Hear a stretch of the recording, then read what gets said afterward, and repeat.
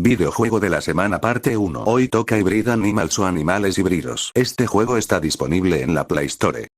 Y trata de fusionar dos especies de animales, por ejemplo, yo voy a combinar un zorro y un cocodrilo.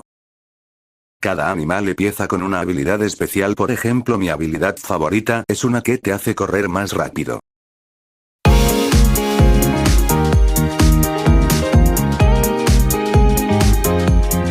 En este caso me tocó el golpe de cola, que no es muy útil. En este juego puedes conseguir cosas en cofres y construir casas. También puedes matar a otros animales híbridos y conseguir monedas y otros objetos.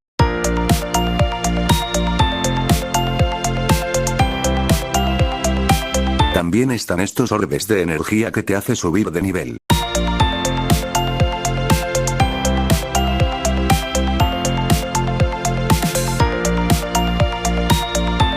Y una vez que subes de nivel puedes decidir qué mejorar. Una vez que subas algo 6 niveles, te da un punto de mejora para habilidades. Como pueden ver hay muchas habilidades, cada una diferente, mientras más la mejores mejor será y luego costará más puntos de habilidades. En este caso yo mejorar el tornado de fuego me costará 7 puntos de habilidad, pero no me importa.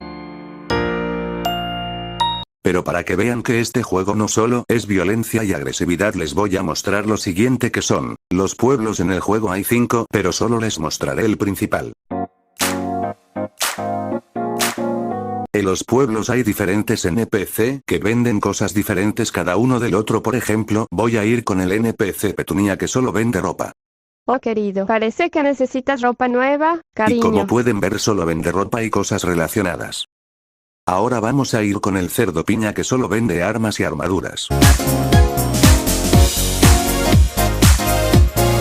El mundo es peligroso ahí afuera, a menos que seas puntiagudo como yo. Y como pueden ver solo vende armas y armaduras. También algunas cosas necesitan que tengas un cierto nivel, como esta espada. También hay multijugador, puedes jugar con amigos y o en servidores. Hay dos tipos de servidores, en uno te pueden matar y en otro no. En el que te pueden matar dice PvP y en otro PvP off. Yo me voy a conectar a Tanor. Aquí despido el video, espero que les haya gustado.